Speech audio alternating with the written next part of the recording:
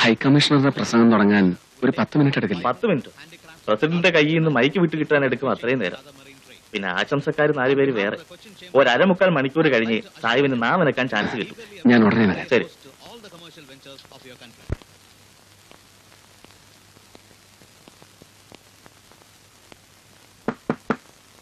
Yes.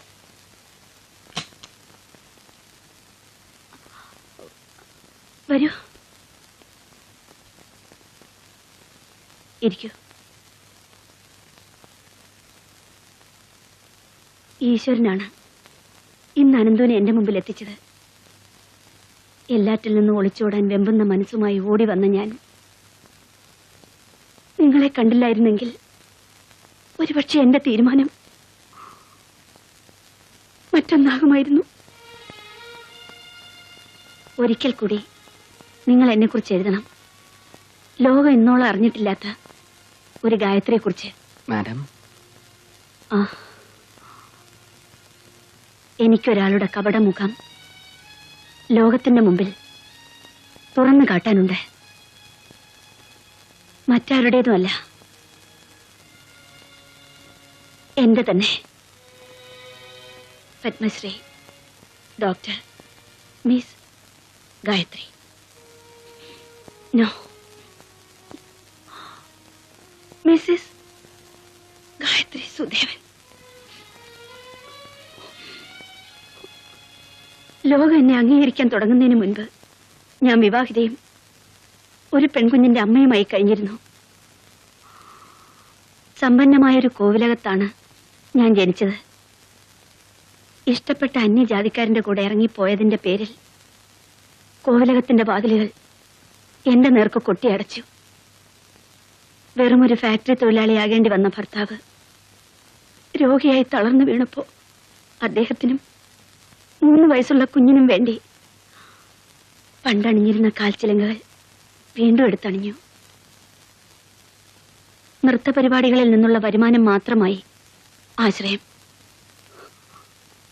അതിനിടയിൽ എന്റെ ഭർത്താവിന്റെ മനസ്സിൽ എന്നെക്കുറിച്ചുള്ള സംശയങ്ങൾ വളരുകയായിരുന്നു. അദ്ദേഹത്തിന് ചിലവേറിയ ഒരു ഓപ്പറേഷൻ വേണ്ടിയിരുന്നു. പണം സ്വരൂപിക്കുവാൻ വേണ്ടി ഒരു സ്വകാര്യ നൃത്തപരിപാടി കഴിഞ്ഞ് മടങ്ങിയെത്തിയപ്പോൾ കാണേണ്ടി വന്നത് ആ മൃതശരീരമായിരുന്നു. സ്വാഭാവിക മരണമല്ല, ആത്മഹത്യ. എന്നെ തോൽപ്പിക്കാൻ. പക്ഷെ ഗായത്രി തോറ്റില്ല. എന്റെ മോൾക്ക് വേണ്ടി എനിക്ക് ജീവിക്കണമായിരുന്നു. എന്നെ രക്ഷിക്കാൻ ഒരു മനുഷ്യൻ തയ്യാറായി. നൃത്തകലയെ സ്നേഹിക്കുന്ന ഒരു കോടീശ്വരൻ. അയാൾ എന്നെ പത്മശ്രീ ഡോക്ടർ മിസ് ഗായത്രി ദേവിയാക്കി. അതിന് ഞാൻ കൊടുക്കേണ്ടി വന്ന വില. ഉയരങ്ങൾ കീഴടക്കാൻ വേണ്ടി അയാൾ എന്നെ പല ഉന്നതന്മാർക്കും കാഴ്ചവെച്ചു. അനുസരിക്കല്ലാതെ മറ്റൊരു മാർഗവുമില്ലായിരുന്നു. എന്റെ മോൾക്ക് വേണ്ടി 10 മുഖങ്ങളും 10,000 കൈകളുമുള്ള ആ മനുഷ്യന്റെ ഞാൻ അറിയുന്ന പേര് റാംജി എന്നായിരുന്നു. റാംജി? അതെ അനന്തു, എന്റെ ജീവിതം തുറന്നു കാട്ടുന്നതിലൂടെ എനിക്ക് ആ മനുഷ്യന്റെ മുഖം മൂടിയാണ് പിച്ചി ചീന്തേണ്ടത്. പറയൂ, നിങ്ങൾക്ക് എന്നെ സഹായിക്കാനാവുമോ? It depends. റാംജി അയാൾ ആരും ആകട്ടെ, വ്യക്തി വൈരാഗ്യത്തിന്റെ പേരിൽ ഒരു ക്യാരക്ടർ അസാസിനേഷന് നിങ്ങൾ എന്നെ ഒരു ഉപകരണമാക്കുകയല്ലെന്ന് ഞാൻ എങ്ങനെ ഉറപ്പിക്കും? Stop it. ഉപകരണമാക്കുകയോ? ഒരായുസ് മുഴുവൻ അയാളുടെ കയ്യിൽ ഒരു ഉപകരണമായി എല്ലാം ഹോമിച്ചവളാണ് ഞാൻ. I don't have to do it.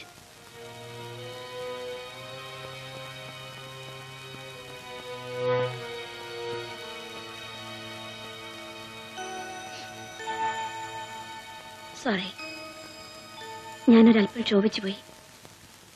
ശരിയാണ്, അനന്ത് ചോദിച്ച ചോദ്യം ന്യായമാണ്. I owe you an answer. അത് പറയാൻ എനിക്കൊരല്പം മനക്കരുത്ത് വേണം. Do you take drinks? ഇല്ല.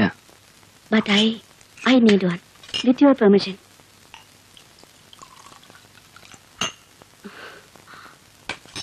നിങ്ങളുടെ സങ്കല്പത്തിലുള്ള പത്മശ്രീ ഡോക്ടർ ഗായത്രി ദേവി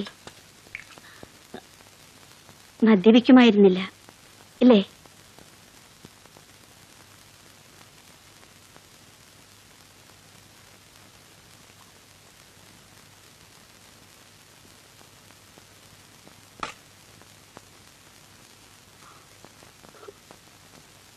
എല്ലാം ഞാൻ സഹിച്ചു, ക്ഷമിച്ചു. ഒന്നു മാത്രമേ ആശിച്ചുള്ളൂ, എന്റെ കറുത്ത കഥകളൊന്നും അറിയാതെ ഇന്ദുമോൾ വളരണേന്ന്. ദൂരെ ഒരു കോൺവെന്റ് സ്കൂളിൽ ഞാൻ അവളെ ബോർഡിങ്ങിലാക്കി. എന്റെ മോള് മിടുക്കിയായിരുന്നു. 2 ആഴ്ച മുൻപ് എനിക്കൊരു ടെലിഗ്രാം കിട്ടി. കൂട്ടുകാരികളോടൊപ്പം പുഴയിൽ കുളിക്കാൻ ഇറങ്ങിയ എന്റെ ഇന്ദുമോൾ മുങ്ങി മരിച്ചു. ആശിക്കാൻ മാത്രമായിരുന്നു വിധി. ഞാൻ എന്നെ തന്നെ ശപിച്ചു. ബോംബെയിൽ തിരിച്ചെത്തിയതിൽ പിന്നെയാണ് എനിക്ക് കത്ത് കിട്ടിയത്. എന്റെ ഇന്ദുമോൾ മരിക്കുന്നതിന് മുൻപ് അവസാനമായി എനിക്ക് എഴുതിയ കത്ത്. എന്നെ നശിപ്പിച്ച, എന്റെ ജീവിതം ചവിട്ടി മെതിച്ച ആ മനുഷ്യൻ തന്നെ അവളെയും എന്റെ ഇന്ദുമോൾ ആത്മഹത്യ ചെയ്യുകയായിരുന്നു. ഇനി പറയൂ, അയാളോട് പ്രതികാരം ചെയ്യേണ്ടത് എന്റെ കടമയല്ലേ? മാഡം പറയുന്നത് ചിലപ്പോൾ ക്രൂരമായിരിക്കാം, എങ്കിലും സമൂഹത്തിൽ സർവ്വസാധാരണമായ ഒരു ദുരന്ത കഥ എന്നതിനപ്പുറം ഒരു പത്രപ്രവർത്തകന്റെ താല്പര്യമുണർത്താൻ പോകുന്ന സാമൂഹ്യ പ്രസക്തി ഇതിലെന്താണുള്ളത്? രാംജി പിന്നീട് പലതുമായി. ആ വളർച്ചയിൽ ഞാൻ അയാൾക്ക് വിലപിടിപ്പുള്ള ഉപകരണമായി എന്ന് ഞാൻ പറഞ്ഞല്ലോ. എന്റെ ഉറക്കറ പങ്കിട്ട് അയാളുടെ ഇംഗിതത്തിന് എന്തും അടിയറ വയ്ക്കാൻ തയ്യാറായവരെ കുറിച്ച് കൂടി നിങ്ങൾ അറിയണം. മന്ത്രിമാർ, MP-മാർ, MLA-മാർ, IAS ഓഫീസേഴ്സ് അയാളുടെ താളത്തിന് തുള്ളി ആ കോമരങ്ങളെ തിരിച്ചറിഞ്ഞാൽ നിങ്ങളുടെ വായനക്കാരി ഞെട്ടും.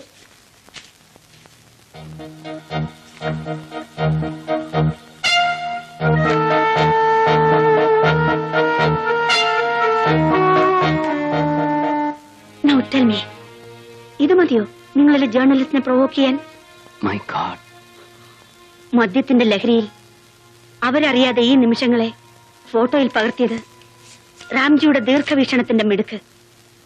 അവയുടെ കോപ്പി കൈവശം സൂക്ഷിച്ചത് എന്റെയും. Keep them with you. എന്റെ കൈവശം ഇവയൊന്നും ഇനി സുരക്ഷിതമല്ല. ഐ നീഡ് യുവർ ഹെൽപ്പ് അൻപു. എനിക്കൊരു 1/2 മണിക്കൂർ സമയം തരണം. താഴത്തെ ആ ഫംഗ്ഷൻ ഒന്ന് കവർ ചെയ്തു എന്ന് വരുത്തി ഞാൻ തിരിച്ചു വരാം. എനിക്കിനി ഒരുപാട് പറയാനുണ്ട്. എല്ലാം എനിക്ക് വിശദമായി കുറിച്ചെടുക്കണം. ധൈര്യമായിരിക്കൂ. ഈ പൊയ്മുഖങ്ങളെ വലിച്ചു ചീന്താൻ ഞാനും ഉണ്ട് കൂടെ. ഉടനെ വരാം ഞാൻ, at the earliest. Ananthu, come back as soon as you can. അതുവരെ 2 പേർക്ക് വേണ്ടി എനിക്ക് കാത്തിരിക്കാനുള്ളൂ. അനന്തുവിന് വേണ്ടി, പിന്നെ ഏത് നിമിഷവും എന്നെ കടന്നാക്രമിക്കാവുന്ന മരണത്തിനു വേണ്ടി. രാംജിയുടെ രീതികൾ എനിക്കറിയാം. ഈ ചുമരുകൾക്ക് പോലും കാതുകളുണ്ടാവും. ഒന്നും അയാൾക്ക് അസാധ്യമല്ല.